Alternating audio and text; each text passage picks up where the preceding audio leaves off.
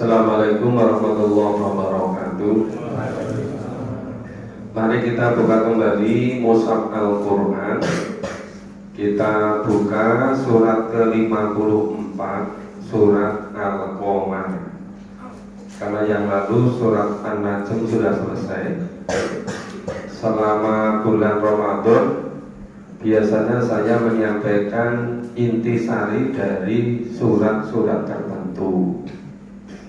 Nah, sekarang kita memiliki kesempatan untuk memahami isinya. Ya, pada malam hari ini kita mulai dari surat ke-54, surat Al-Qamar. Surat ke-54, surat Al-Qamar. Surat 53, surat An-Najm sudah kita selesaikan sebelum libur, sebelum puasa. Sekarang kita mulai surat Al-Qamar, surat ke-54. Sebagaimana biasanya kami baca per ayat, Bapak Ibu nyimak kemudian menirukan. A'udzu billahi minasy syaithanir rajim. A'udzu billahi minasy syaithanir rajim. Bismillahirrahmanirrahim. Bismillahirrahmanirrahim. Iqtarabatis sa'atu wanshaqqal qamar. Iqtarabatis sa'atu wanshaqqal qamar. Wa in yarau ayatan yu'ridu wa yaqulu sirrum mustamir.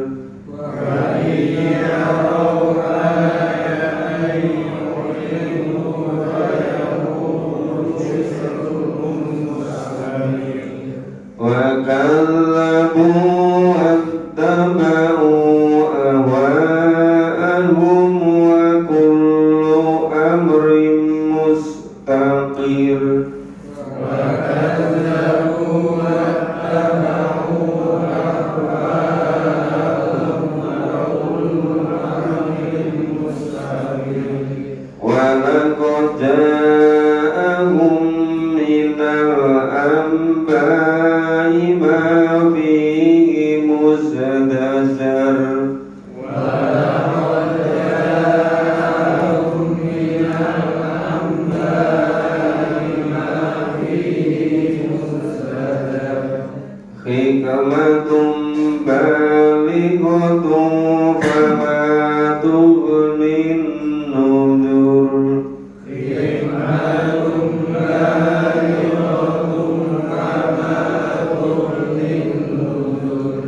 فَتَوَلَّ عَنْهُمْ يَوْمَ يَدْعُ الدَّاعِ إِلَى شَيْءٍ نُكُرٍ. فَتَوَلَّ عَنْهُمْ يَوْمَ يَدْعُ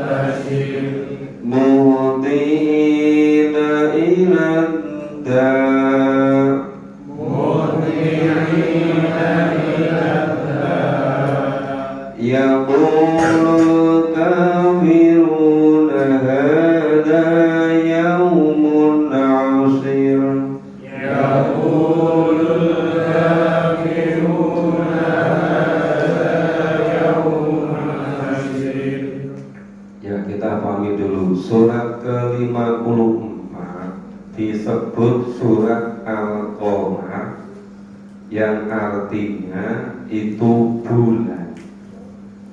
Kata Al-Qamar terdapat pada akhir ayat pertama. Kira-kira tahun ke-6 dari kenabian, dari masa Nabi diangkat menjadi Nabi, jadi Rasul, itu tekanan, gangguan, cobaan dari orang-orang kafir, orang-orang musyrik di Mekah itu semakin menjadi-jadi. Kemudian Allah ingin menguatkan keimanan Nabi dan para sahabat dengan diturunkan wahyu yang kemudian disebutkan pada surat Al-Qamar ini. Bahkan orang-orang musyrik, orang-orang kafir itu karena tidak percayanya kepada Nabi Muhammad, itu sampai-sampai mereka mengatakan, membuat ejek-ejekan, kalau betul-betul Nabi, coba bisa nggak itu membelah bulan? Nah, karena tantangan itu untuk ejekan, untuk penghinaan, maka ini nanti isinya itu kisah-kisah tentang para nabi, para rasul yang dikhianati, yang tidak diikuti oleh kaum-kaumnya. Ya, itu terjadi pada Nabi Nuh, terjadi pada Nabi Hud, terjadi pada Nabi Soleh, terjadi pada Nabi Musa. Ya, itu mengandung mau'idhah bahwa dulu-dulu juga terjadi semacam itu. Nah, ini untuk menguatkan keyakinan orang-orang yang beriman, supaya tambah kuat imannya. Maka ini iqtarabati sa'atu wansaqal qamar. Jadi telah dekat datangnya saat itu. Yang dimaksud saat di sini adalah yaumil qiyamah. Yaumil qiyamah itu ada qiyamatus sughra, ada kubro. Kiamat sughra itu datangnya ajal dari masing-masing orang. Itu tidak lama. Tidak lama itu kalau ukuran menurut informasi dalam Al-Quran. Karena kalau dalam Al-Quran, hidup di dunia ini sangat sebentar, apalagi dibandingkan dengan kehidupan di alam akhirat. Jadi misalnya kalau disebutkan di surat Al-Hajj 47, ini satu hari di sisi Allah itu sama dengan 1000 tahun menurut perhitungan kita di dunia ini. Makanya kalau misalnya umur kita itu taruh 70 tahun, itu sangat sebentar. Maka juga disebutkan di surat An-Nazi'at ayat terakhir, ayat 46 itu, lam yalbithu ila asiyatan al-duha. Kamu tidak tinggal, tidak hidup di dunia ini kecuali hanya selintas waktu sore atau selintas waktu pagi. Maka di surat At-Takwir ayat 26 itu Allah bertanya kepada kita, fa'aina tadhabun, kamu ini akan pergi kemana? Nah, kalau misalnya ini tanya pada masing-masing kita, tadi pagi-pagi misalnya bangun jam 3, terus mau kemana? Mau makan sahur. Terus mau kemana? Mau ke masjid sholat subuh, memahami Quran. terus mau kemana, mau bekerja ke kampus, terus mau kemana, terus sore mau kemana, mau buka puasa sama, mau kemana, mau ke masjid Al-Mubarok. Ditanya lagi mau kemana, mau pulang, tanya terus, nanti sampai mau kemana, datanglah ajal. Nah, jadi ditanya terus kita. Makanya sebetulnya hidup yang sebenarnya itu hidup di akhirat. Dunia ini ya di samping sangat sebentar, sangat dekat. Namanya dunia itu artinya dekat. Maka di Al-Ankabut 4 sebutkan, wa ma hadhil hayatud dunya illa mulba'ah. Tidaklah kehidupan dunia ini kecuali sendu guru dan permainan. Wa inna daral akhirah lahiya hayawan. Sesungguhnya kehidupan di negeri akhirat itu hidup yang sebenarnya. Lau kanu ya'lamu, jika kamu mengetahui. Tapi kebanyakan manusia tidak tahu. Kenapa tidak tahu? Karena semuanya dijelaskan di dalam Al-Quran. Sedangkan Al-Quran ini berbahasa Arab. Yang rata-rata kita tidak paham bahasa Arab. Lebih repot lagi, Al-Quran cukup dibaca. Karena apa? Karena dijelaskan di mana-mana. Membaca satu huruf itu 10 pahala. Maka membaca saja pahalanya sudah besar, sudah banyak. Padahal Al-Quran diturunkan tidak hanya dibaca, tetapi Al-Quran itu sebagai basairul linnas, sebagai pedoman hidup manusia di dunia ini. Kalau mushaf Al-Quran ini dulu atau bahasa Arab itu sebelum dikasih sakal, itu bahasa itu berbeda dengan bahasa Indonesia. Kalau bahasa Indonesia membaca dulu baru memahami maknanya. Tapi bahasa Arab sebelum mengerti maksudnya nggak bisa membaca. Karena maksud itu menentukan sakalnya. Nah, ini sama-sama 3 huruf ya. Misalnya khoroja, itu artinya keluar. Tapi begitu nanti kalau dibaca panjang kharij, itu orang yang keluar, yang rujuk keluarnya terus menerus, makhluk tempat keluar. Jadi satu huruf itu bisa berubah lebih dari 300 macam. Bahkan ada yang mengatakan bisa sampai ribuan. Itu satu kata. Itu menentukan dibaca apa, itu maksudnya. Lalu dalam bahasa Arab itu maksudnya apa dulu, baru membacanya begini gitu. Ya, tapi karena semuanya sudah dikasih sakal, ya kita tinggal ngikuti saja. Tapi Al-Quran ini sebagai pedoman hidup, maka tidak cukup dibaca.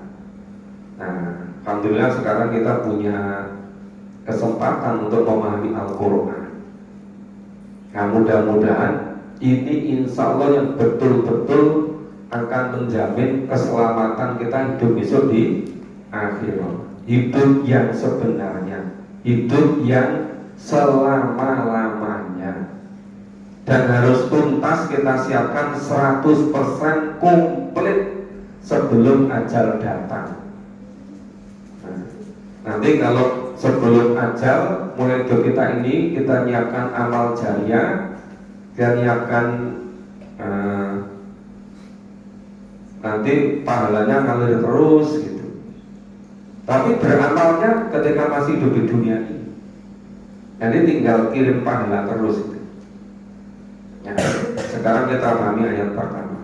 Iqtarabatis sa'ah, jadi telah datang telah dekat yaumis sa'ah, hari kiamat.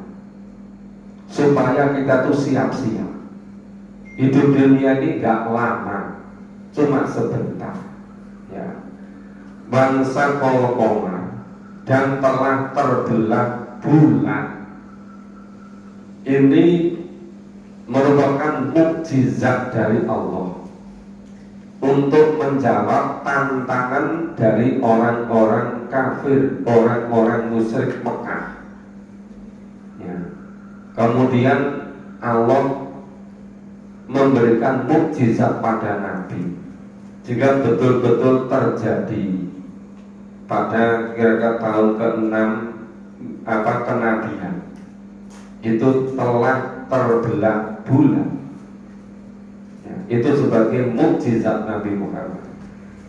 Wa iyyara ayatan yu'ridu wa yaqulu si'ru mustamir. Dan jika mereka orang-orang musyrik Mekah, orang-orang kafir Mekah itu melihat sesuatu tanda, melihat mukjizat, mereka berpaling dan kemudian berkata, ini adalah sihir yang terus menerus.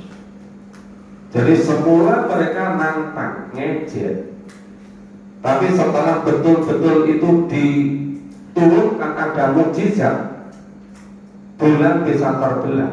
Ternyata mereka tetap berpaling, tetap tidak mau mengesahkan Allah, mentauhidkan Allah. Tetap mereka menyembah makhluk-makhluk yang lain, ya, termasuk ya, Lata, Uzza, Manat dan seterusnya. Maka ketika tantangan itu sudah dipenuhi, ternyata mereka tetap berpaling. Malah mereka mengatakan ini merupakan sihir yang terus-menerus. Wa kadzabu wa tabau ahwa'ahum. Mereka mendustakan Nabi. Mereka tidak mempercayai, tidak beriman pada Nabi dan mengikuti hawa nafsu mereka. Wa tabau ahwa'ahum. Tidak mau beriman pada Nabi, mendustakan Nabi dan mengikuti hawa nafsu mereka. Wa kullu amrin mustaqil. Sedang tiap-tiap urusan telah ada ketetapannya, sudah ada waktunya. Jadi segala urusan itu pasti berjalan sampai waktu yang telah ditetapkan. Jadi misalnya urusan Rasulullah yang meninggikan kalimat Allah, berdakwah, yaitu pasti sampai kepada akhirnya. Ya, itu sampai mencapai kemenangan. Kemenangan di dunia, kebahagiaan di akhirat. Sampai orang-orang kafir, orang-orang musyrik di Mekah itu nanti pada tahun ke-8 Hijriah, tahun ke-7 ke-8 Hijriah, semuanya takluk. Maka terjadi Fathul Mekah, mencapai dakwah Rasulullah mencapai kesuksesan luar biasa, sehingga digambarkan idza jaa nasrullahi wal fath wa ra'aitana sayadkhuluna fi dinillahi afwaja. Jadi ketika sudah datang pertolongan Allah, sudah datang kemenangan, kamu lihat orang itu berbondong-bondong semuanya masuk Islam, semuanya masuk agama Allah. Maka dalam sejarahnya tidak ada perubahan yang secepat dan semassal agama Islam ini. Dari masa kenabian itu baru kira-kira 100 tahun berikutnya itu Islam sudah menyebar ke sebagian besar di muka bumi ini, dan Islam sudah memimpin peradaban dunia. Dan baru sampai tahun ke-100 Hijriah pada Khalifah Umar bin Abdul Aziz itu sudah terjadi kemakmuran bersama. Ibaratnya ini mau menyampaikan zakat fitrah saja, itu sudah tidak ada orang kekurangan makan dan minum. Fakir miskin sudah teratasi. Padahal itu baru tahun ke-100 Hijrah. Terus beruntun ke 100 berikutnya.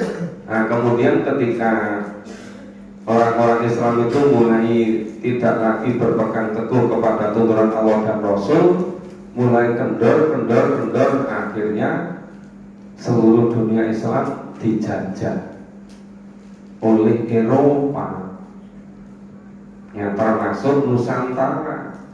Padahal ketika Portugis itu berlabuh di Kesultanan Ternate Tidore pada tahun 1522, itu di Nusantara sudah ada sekitar 200-an kesultanan Islam. 200 loh, kesultanan Islam, kerajaan Islam. Nah, kemudian mereka orang-orang Barat ini tahu betul sumber daya alam di Nusantara itu sangat mereka butuhkan. Kemudian mereka merasa mendapatkan hasil bumi yang melimpah luar biasa.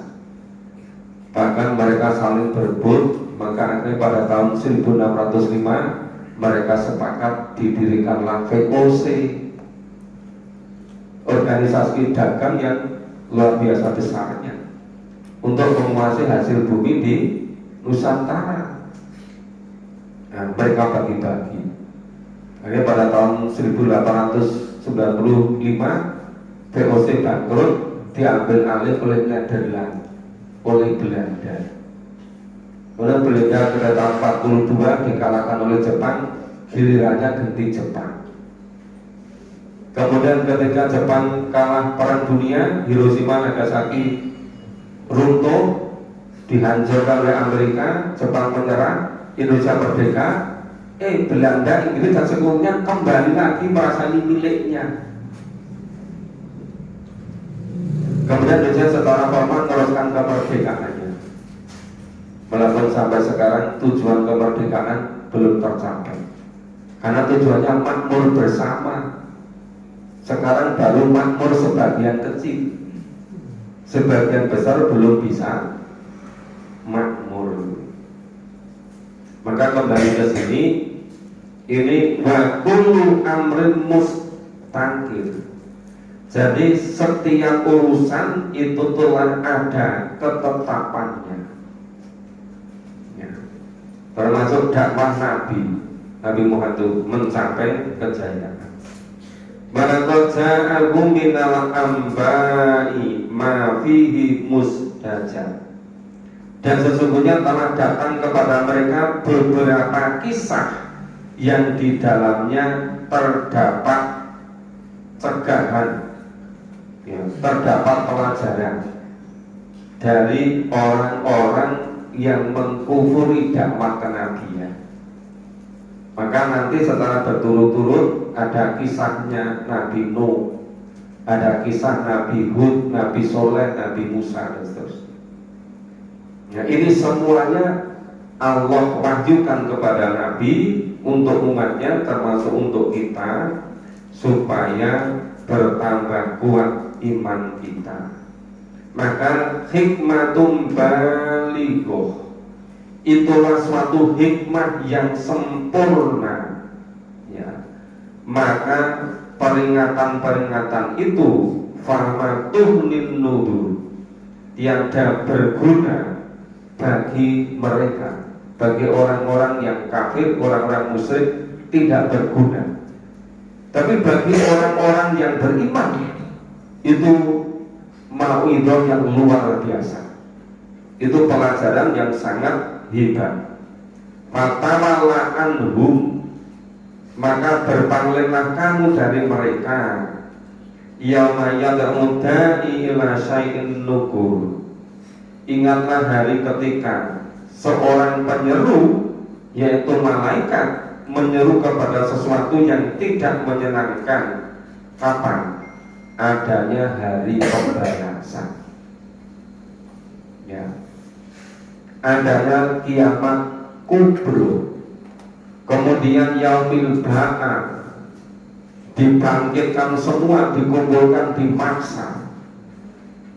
Nah, itulah yang orang-orang kafir, orang-orang musyrik, apalagi orang-orang sombong, orang-orang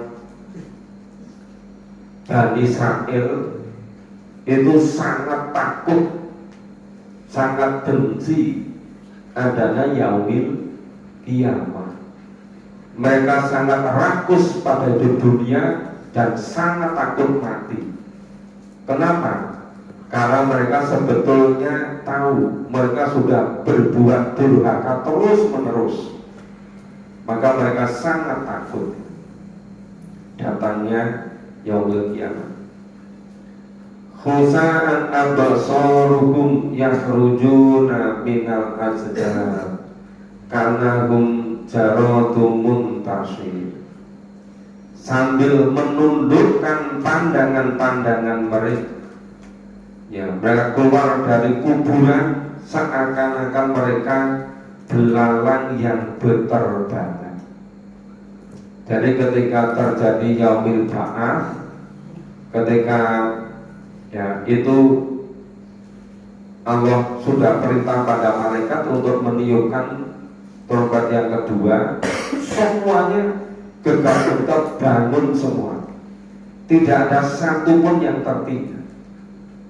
Walaupun orang-orang kafir dulu ngejek-ngejek Nabi dengan membawa tulang yang sudah rapuh, sudah rusak, ditonjol-tonjolkan, tunjukkan apa ini nanti bisa jadi orang hidup kembali seperti semula gitu, saking ngejeknya. Nah itu begitu nanti ditiup sampai kali yang kedua, semuanya bangkit, semua jadi baru lagi. Nah itu orang-orang yang tidak menyiapkan diri hidup di akhirat itu bingung gak karuan, ya. Dikumpulkan di mahsyar bingung gak karuan, susahnya luar biasa. Makanya kenapa Allah perintah kepada Nabi, wa andirhum yaumal hasra, wahai Nabi, berilah peringatan kepada kaummu akan adanya hari penyesalan. Makanya mari sama-sama kita berusaha untuk secara istiqomah, secara sungguh-sungguh kita pahami firman Allah ini, supaya kita betul-betul bisa menyiapkan kehidupan besok di akhirat sebaik mungkin, kehidupan yang selama-lamanya, ya, yang tidak ada batas akhirnya. Jangan sampai kita seperti yang digambarkan pada ayat-ayat ini, yang ketika dibangkitkan kembali keluar dari kuburan itu seakan-akan seperti belalang yang berterbangan ke sana kemari saking bingungnya. Muhtiina iladah, ya, mereka datang dengan cepat kepada penyeru itu, ilada, kepada penyeru. Yaqulul kafiruna hada yamun asar, orang-orang kafir itu sama berkata, hada yaumul asar, ini betul-betul hari yang berat, hari yang susah, dari hari ke hari semakin susah. Mulai ajal datang, bersama berapa menit diperlihatkan flashback, itu sudah menyesal luar biasa. Apalagi ketika di alam kubur dibangkitkan kembali yang lebih semakin bingung. Ketika digiring kumpulan semua di mahsyar, baru betul-betul penyesalan yang luar biasa, sampai mengatakan, nah, ini betul-betul hari yang sangat berat. Nah, kecuali orang-orang yang memang ketika di dunia sudah betul-betul siap. Nah, itu nanti tidak ada kebingungan, sudah paham, sudah jelas. Yang begitu di yang dibangun kembali, kumpulkan di pasar, kemudian terima kitab catatannya yang iliyun dari arah depan dengan serta gembira riang, senang gembira, kemudian surga didekatkan. Among tamunya para malaikat. Ini orang-orang yang iman amal soleh dianggap seperti tamu surga VVIP yang seluruh kebutuhannya disediakan di sana. Semuanya didekatkan, dan itu kholidina fiha abadan, selama-lamanya. Padahal kita hidup di dunia itu, kita ibadahnya hanya sebentar, hanya selama di dunia ini. Mungkin hanya 67 tahun, mungkin hanya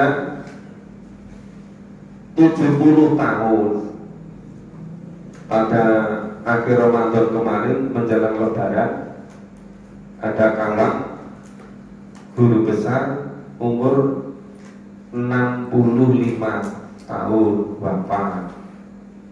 Kemarin sore hari Minggu takziah juga kawan yang lain. Dulu kawan temani di BSLP, salah seorang profesor dosen di UNJ. Ya. Itu setiap takziah itu yang teringat sudah nggak ada kesempatan lagi bernafas. Kita bersyukur yang masih hidup ini masih punya kesempatan untuk meningkatkan iman dan amal soleh kita. Tapi kalau ajal sudah datang, itu sudah sama sekali tidak ada kesempatan lagi. Tinggal menerima hasilnya sesuai dengan iman dan amal soleh kita. Maka jangan seperti ini, muti'ina ila dara. Mereka datang ke tempat yang menyeru itu, semua dikumpulkan di mahsyar, nanti terima kita seluruh catatan ketika dunia ini. Yaqulul kafiruna, orang-orang kafir itu sama mengatakan, hadza yaumun asar. Ini betul-betul hari yang berat, yang sangat susah gitu. Apalagi berikut-berikutnya setelah nanti menerima kitab, namanya kitab siji. Menerima kitabnya dari belakang itu serba susah, serba itu.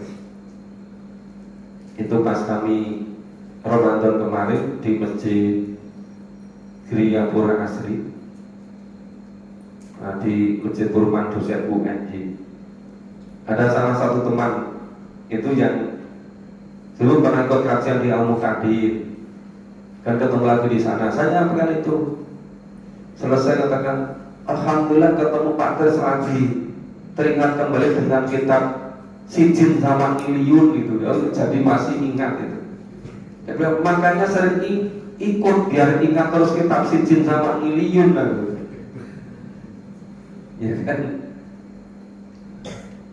Tapi setelah itu belum ketemu lagi. Kemarin di Masjid Nurul Huda kok nggak ketemu, padahal dekat dari GPA kan. Nurul Huda. Ya Pak Rahim itu katanya masih ingat kitab Sijin sama ini. Karena itu diinformasikan di dalam Al-Quran. Nah seperti itu. Jadi ini baru sampai ayat 8. Berikutnya nanti tentang kehancuran kaum Nuh, kehancuran kaum Nabi Hud atau kaum Ad, terus kehancuran kaum Tsamud, kaumnya Nabi Soleh, terus beruntung kaum Lut, ya kehancuran Fir'aun. Wah, isinya ini, pokoknya ini betul-betul untuk apa itu? Untuk meningkatkan keimanan kita. Nah, mungkin malam hari ini karena tadi katanya mau ada dari apa? Dari Al-Quran, wakaf Quran, sehingga malam hari sampai ayat 8 dulu, insya Allah nanti malam Kamis ya. Malam Kamis Allah nanti kita lanjutkan. Jadi sebelum diserahkan ke wakaf Quran, mungkin kalau ada yang bertanya dari bapak-bapak, ibu-ibu, barangkali ada yang bertanya, silakan.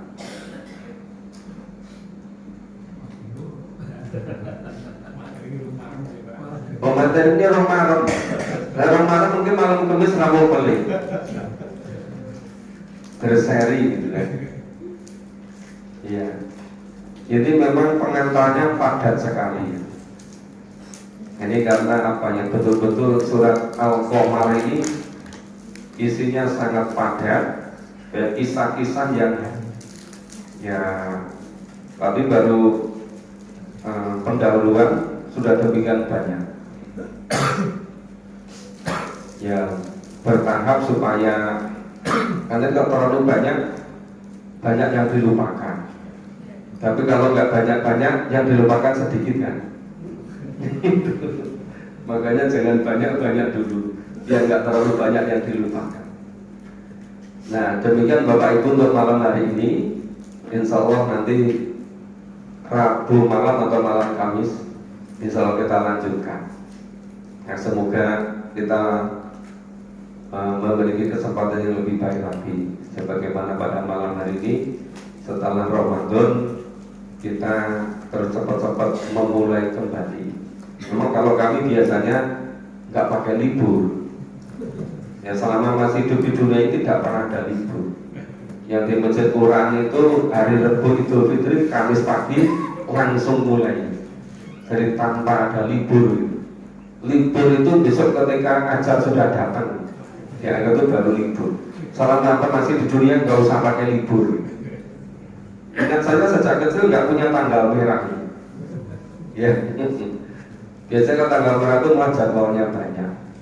Mudah-mudahan dengan demikian kita akan memperoleh kesempatan yang lebih baik di masa yang akan datang, bisa menyiapkan kehidupan akhirat secara maksimal sebaik mungkin. Demikian, semoga bermanfaat. Mohon maaf kalau ada kurang dan salahnya. Assalamualaikum warahmatullahi wabarakatuh.